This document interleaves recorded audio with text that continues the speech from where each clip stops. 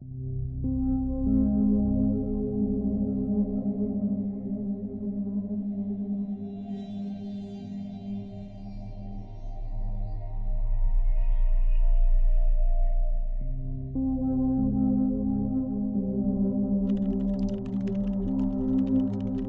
phone didn't actually ring, that I'm sure of.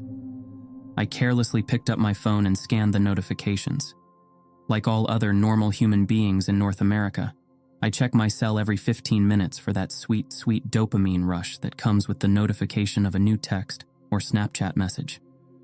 I was pretty surprised when I saw that I had a missed call from 20 minutes ago. After all, my phone had been sitting in front of me on the table the whole time, and it usually emits an obnoxiously loud notification ping anytime anything happens.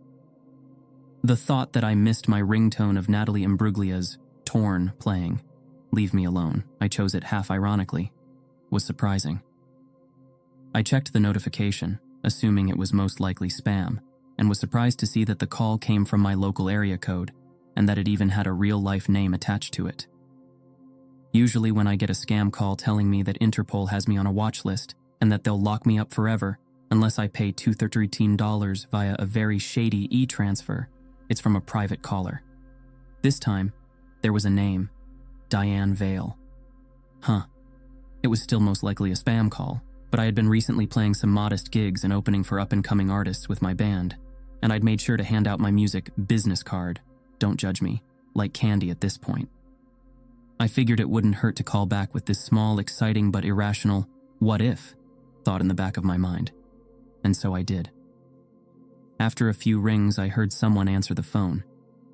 "Hello?" asked the voice on the other end, sounding almost concerned. Curious. "Is that an old lady?" "Hi," I said weakly. "I'm calling because I think I have a missed call from this number, from 20-ish minutes ago." "Oh, is that right? Wow," she started, her voice weathered and hoarse. "Yep, definitely an old lady. I'm so sorry, I must have misdialed. Duh. I forgive you," I thought to myself. Cell phones are a lot, even for me sometimes. As much as I wanted to take this opportunity to ask this woman what her experience with TikTok was, to see if the question would melt her brain, I figured it was good to end the call here. No worries at all. I hope you have a great day." "Why, thank you, dear," she said. And before I could press that bright red icon with the retro phone handle to sever all ties with this woman for the rest of my life, she quickly squeaked in right after. "I was trying to reach my husband. Yes, that's what it was. He must have a similar number to you." Oh, right. Yeah, I imagined you were probably just off by a digit or two. Happens all the time," I said, still ready to hang up immediately. "Yes, that's what it was. I was trying to reach my husband, but I called you instead, which means I wasn't able to reach my husband." "That is right, you wonderful, sweet old lady. I think therefore I am. You called me, therefore you didn't call your husband. Logic. I will try him again now. Thank you for being so sweet and tender about this," she continued. "Again, no worries at all," I said, hanging up right after to avoid her throwing more mind-blowing revelations my way. Like if I was on the phone with her, that means I wasn't on the phone with someone else right now. Whoa. Despite my snark, at the time I thought the whole exchange was actually a bit sweet. That was the prevailing thought anyways, when I saw her name show up on my caller ID a week later, to the sweet, sweet tunes of Natalie Imbruglia. Screw you, the song's a banger. I decided to answer. "Hello?"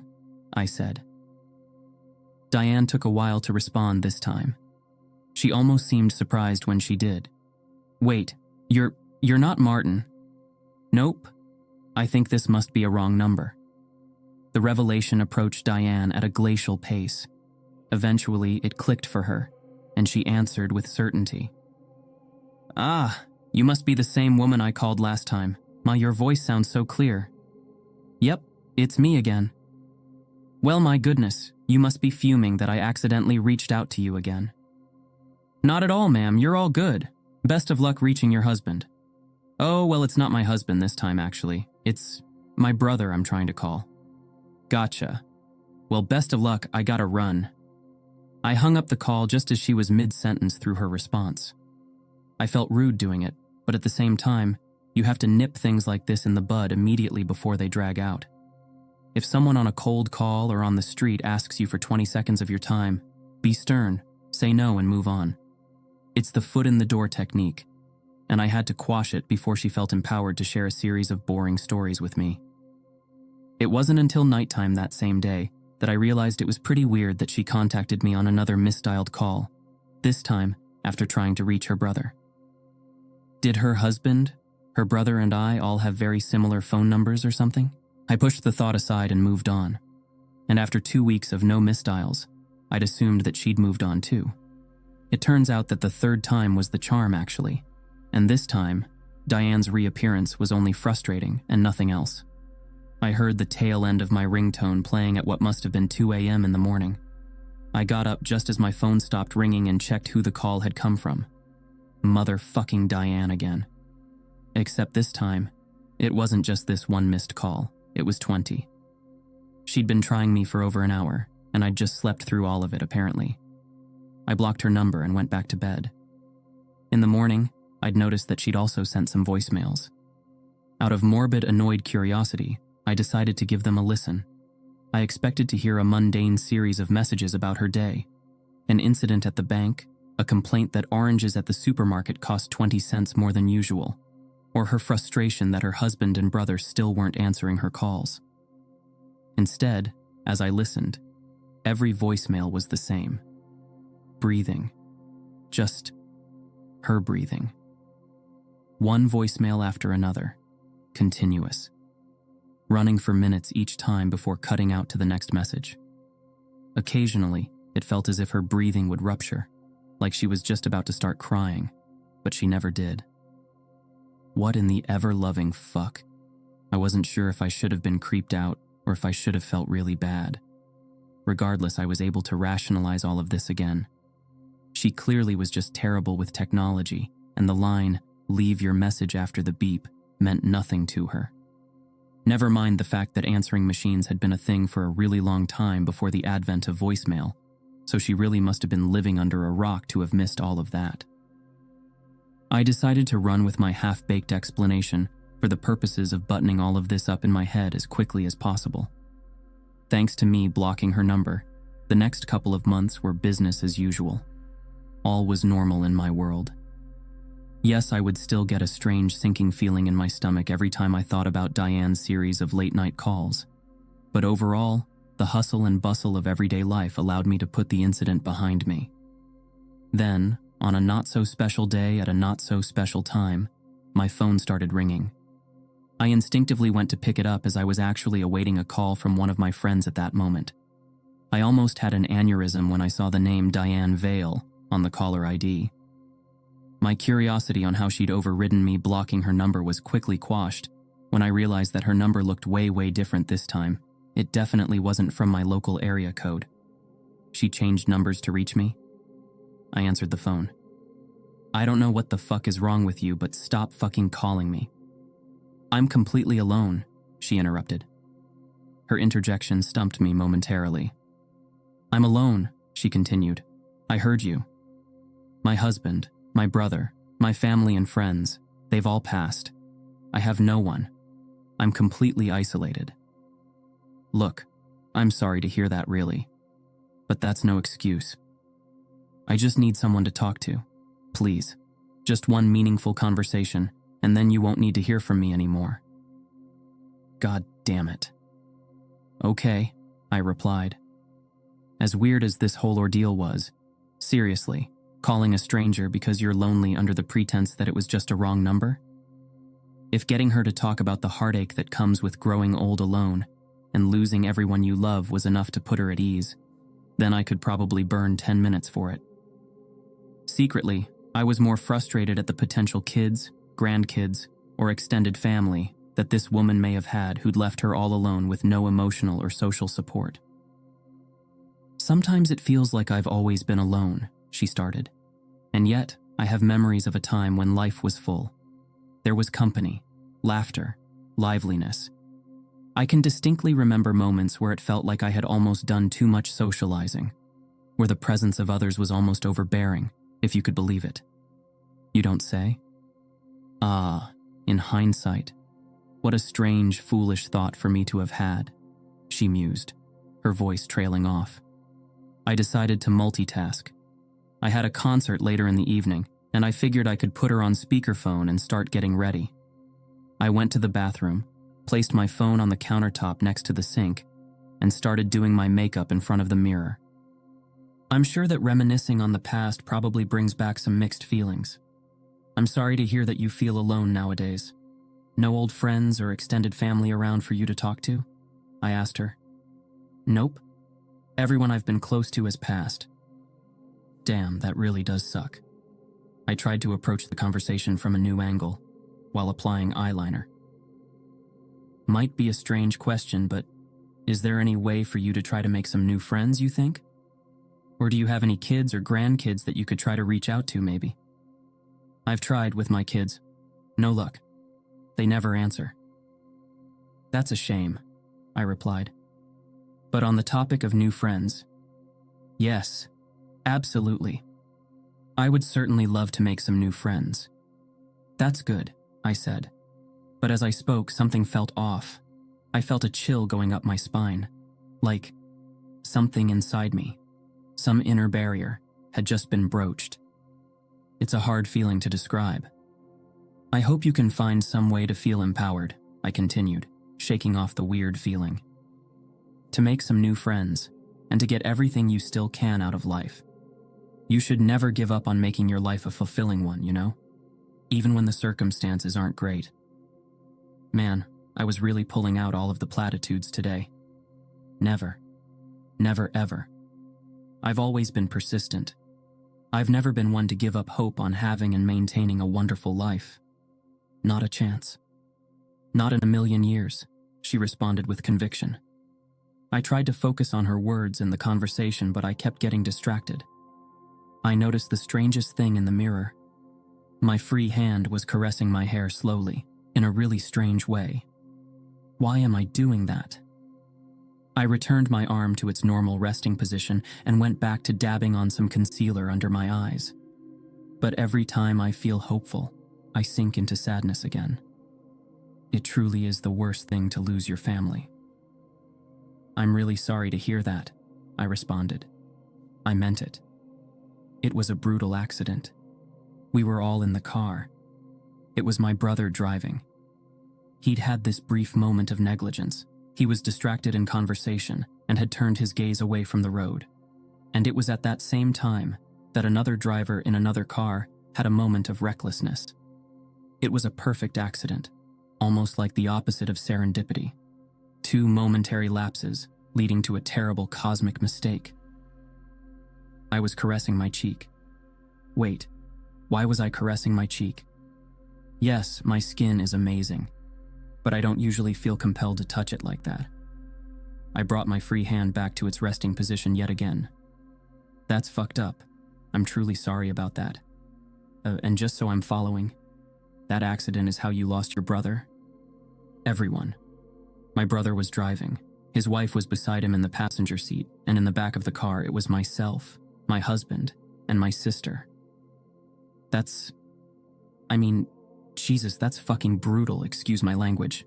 Like, I'm genuinely so sorry. I can't even imagine how it'd feel to survive something like that, and have to go on while losing the closest people to you, you know? No answer from her for a little bit. Just her breathing. Must have been emotional for her to recall all of that. I could sense that we were probably going a bit too deep, and at this point, I was ready to wind things down. I wasn't even sure if this conversation was going to do any good for her anyways, and so I started thinking about ways I could wrap up this civic duty I'd undertaken. It's a void, she said.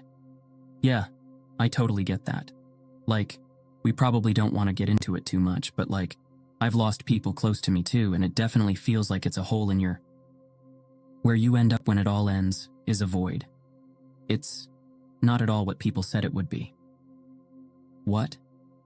Also, my involuntary movements were really starting to wig me out now. It almost felt like I was suffering from a concussion or something. One minute I was standing up straight, swiping on some lipstick. The next, I was leaning over the sink with my face nearly pressed against the mirror, staring deep into my own eyes. It was time to end the call. "I'm really sorry to hear that, and I feel terrible about everything you've had to go through. I really hope you can find some peace and solace. I unfortunately have to go though, if that's okay?" "You know," she continued, my words breezing past her. "When the crash happened, even though I felt my skull crack and my spine snap and blood fill my mouth, choking me while the rest of me remained a mangled mess, it still felt like I was alive for much longer than I should have been. It hurt for a really long time. And fuck that, I'm out." I felt a movement come from within me.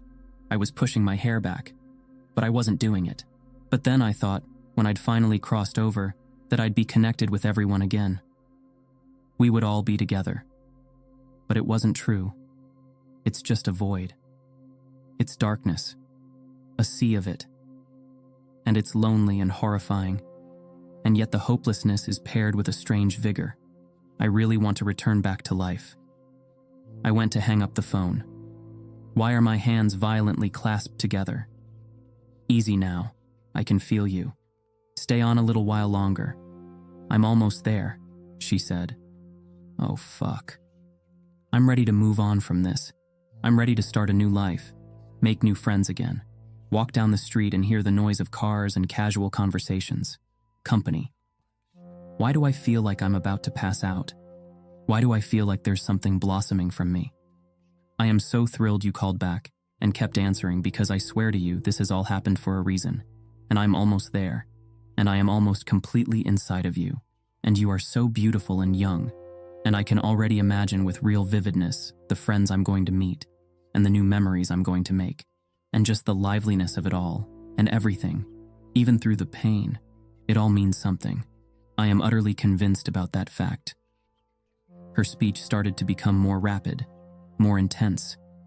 I could hear it in my head. I was trying to unclasp my hands and hang up the call, but I couldn't overpower it. I spoke through clenched teeth as I felt myself blacking out. "Get the fuck away from my body," I growled. In an instant, something deep in my gut told me that I was only a few seconds away from losing myself completely. So, with a strange burst of instinct, I smashed my head against the bathroom mirror, breaking it. My hands were still clenched together forcefully. It didn't feel like her spirit inside me had weakened in the slightest. So I braced myself for more. "What an unkind and selfish thing to do to my body," she shouted, but I cut her off by slamming my head against the wall. I did it again and again, but I could still hear her fucking voice croaking over the phone. I pushed through, this time making sure I didn't hold back. With a wind-up, I smashed my head as hard as I could against the bathroom counter. It hurt like a motherfucker. As soon as I recoiled from the impact, I was afraid that I'd done some irreversible damage to my skull or my brain. But it didn't matter. I had a sense of vigor of my own. I'd rather be dead than have anyone else in my body. I felt her impact on me weaken ever so slightly as her voice came through the call. "You're a vessel," she said. "Why can't you be grateful for that?" I could feel myself on the brink of losing consciousness. I wasn't sure if it was from the head trauma I'd incurred or if my spirit was about to slip away, but I pushed as hard as I could one last time. I stood up and brought my head down like a hammer onto the counter where the phone lay, knocking it, and myself, down to the ground. Amidst the excruciating pain and confusion, I felt the sensation of freedom for a few seconds. I leveraged the brief lucidity that came with the insane amount of adrenaline in me and crawled over to the phone. I tapped through the screens and notifications in an almost deranged manner, just as I heard Diane about to say something else. I hung up the call. Jesus fucking Christ, it's fucking done. I screamed in place on the bathroom floor for what must have been a minute. I screamed even louder when I heard my Natalie Imbruglia ringtone play to signify another incoming call. Caller ID, Diane Vale. I hung up the call immediately, but it was interrupted by another call, then another, and another. Diane was calling simultaneously from different numbers, over and over again, each call interrupting the previous one before I even had the chance to hang up. I ran to my hallway closet, found my toolbox, opened it, secured a hammer, and ran back into the bathroom. Without a second's hesitation, I smashed my Samsung Galaxy S23 to pieces. Even after I'd destroyed it, I continued banging the hammer into my bathroom floor, getting all of the bullshit and headache out of my system. And then I was done. I stood up slowly. The mirror was broken, so I could only imagine how bruised and battered my reflection looked. With the adrenaline subsiding, the insane amount of pain I felt over my body became ever more apparent. Like Diane had said, it hurt for a really long time, but I was still here, and it was probably time for me to go to the hospital. No concert tonight, probably for the best. I could explain to the cops later why I was screaming while trashing my own bathroom. It took me a while to feel comfortable getting a new phone. I still remember the puking sensation I felt months ago when I saw her name pop up again on caller ID. I blocked it, which is what I did with every other number permutation she used to call me as the months continued. The skin-crawling sensation every time she tried to reach me was always the same. But thankfully, as time passed, her calls started becoming fewer and farther between. Maybe she was starting to make peace with the void. Or alternatively, she was using that spare time to finally learn how to text from the great beyond. I got my first texts from her a few weeks back. "You were so unbelievably selfish. To string me along, give me false hope, and then back out at the last moment. I have a silent prayer that I'm holding deep in my heart, that when you do pass, you'll be in the same void I am. I'll have an eternity to inflict on you what I dream about in every waking moment. Diane." Sigh. Not even a talk to you later. She needs to brush up on her texting etiquette. At the time, I laughed and thought it was stupid. Lady, if we all end up in a void, and you've already been seemingly alone in said void for what's felt like an eternity, then it's probably safe to say that it's a big fucking void where you won't ever find me. That's the prevailing thought I like to keep. But every now and then, I do sink into a bit of despair. Specifically, in the mornings when I wake up after a nightmare. All of my nightmares nowadays seem to take on the same tone. It's a regular-ass dream, and then out of nowhere, I turn a corner, and off in the distance, the dream extends into a black void. And standing on the edge of the void, where the darkness meets my normal dream surroundings, is Diane. She's looking at me with an intense stare and a subtle smile, and she's waving. And for that brief moment, it all feels unbelievably real and vivid. The thing I hate the most about these nightmares is how my body caves sometimes. Every now and then, involuntarily, I'll catch myself waving back. I wonder if we're allowed to bring things with us into the afterlife. If so, I'd like to ask my loved ones to bury me with a hammer.